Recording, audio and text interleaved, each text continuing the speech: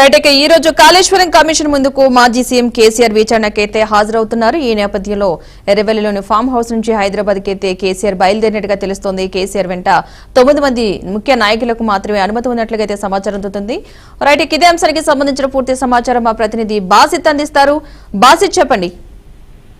పద్మ, తెలంగాణ రాష్ట్రం మాజీ ముఖ్యమంత్రి కేసీఆర్ మరి కొద్ది క్షణాల్లో కమిషన్ విచారణకు హాజరు కానున్నారు. దీంతో రాష్ట్ర వ్యాప్తంగా ఎంతో ఉత్కంఠ నెలకొంది.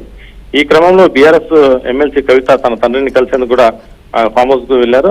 తన భర్తతో పాటు ఎర్రవెల్లి ఫామ్ హౌస్ కు వెళ్లడం జరిగింది. ఇటీవల పార్టీ వ్యవహారాలపై కేసీఆర్ కు ఆమె రాసిన లేఖ వివాదం అయిన విషయం తెలిసిందే. ఈ నేపథ్యంలో ఆమె తన తండ్రి కేసీఆర్ ను కలవడం చర్చనీయాంశంగా మారింది.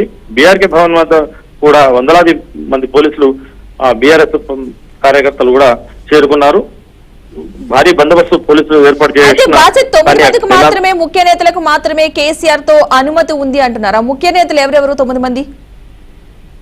అంటే కొద్దిసేపటి క్రితమే భారీ కాన్వాయ్ తో కేసీఆర్ బయలుదేరడం జరిగింది. ఆయనతో పాటు మరో 9 మంది అక్కడ చేరుకొని ఉన్నారు.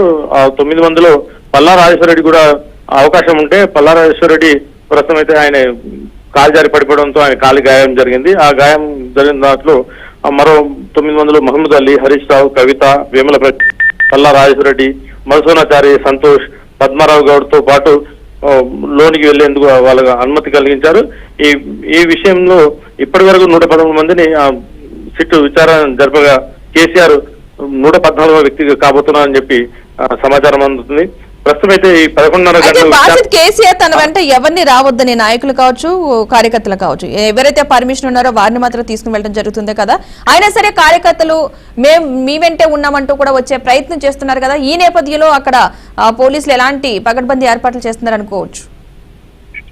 అంటే కేసీఆర్ తమ అభిమాన నాయకుడు, కేసీఆర్ తో పాటు మేమున్నాము, కేసీఆర్ వెంటే మేము ఉంటామని చెప్పి కార్యకర్తలతో పాటు ప్రజాప్రతినిధులు, నాయకులు బీఆర్కే భవన్ చేరుకున్నారు. భారీ సంఖ్యలో అక్కడ చేరుకొని నినాదాలు కూడా చేస్తున్నారు. కాంగ్రెస్ ప్రభుత్వానికి వ్యతిరేకంగా కూడా కార్యకర్తలు నినాదం చేయడం జరుగుతుంది. వాళ్ళు లోనికి వెళ్లే అవకాశం ఉంటే కూడా వాళ్ళు ఎలాంటి అవకాశం లేదు, మీరు రాకూడదని చెప్పి పోలీసులు కూడా భారీ బందోబస్తు ఏర్పాటు చేసి వాళ్ళను తోసివేయడం జరుగుతుంది.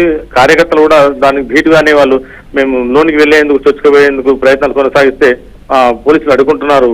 పద్మ, అయితే ఈ విచారణకు సంబంధించి బీఆర్ఎస్ నాయకులు కావచ్చు, కార్యకర్తలు కావచ్చు ఏమంటున్నారు? అసలు ఈ విచారణ చేయడం చాలా తక్కువగా భావిస్తున్నారు కార్యకర్తలు మాత్రం.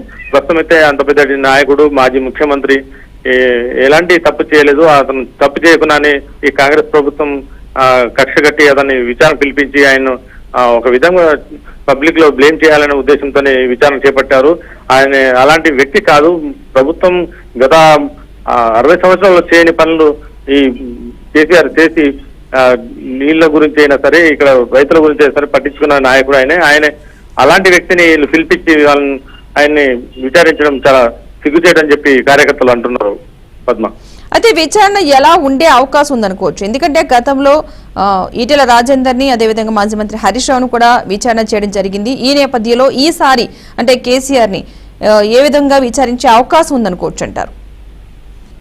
బీఆర్ఎస్ ప్రభుత్వ హయాంలో ప్రతిష్టాత్మకంగా కట్టిన కాళేశ్వరం ప్రాజెక్టు నిర్మాణంలో అవకతవకలు, నాణ్యత లోపాలు, ఆర్థిక అక్రమాల విచారణ జరిపేందుకు ఏర్పాటని జస్టిస్ పిసి ఘోష్ కమిషన్ ఏర్పాటు చేయడం జరిగింది. ఈ కమిషన్ విచారణ మేడిగడ్డ, అన్నారం, సుందీళ్ల బ్యారేజ్ల నిర్మాణంలో జరిగిన లోపాలు, డిజైన్ సమస్యలు, ఆర్థిక నిర్వహణ తో పాటు దృష్టి సారించింది. మాజీ సీఎం కేసీఆర్ ను కూడా ఈ రోజు అదే క్వశ్చన్స్ తో ఆయన అడిగే అవకాశాలు కనిపిస్తున్నాయి.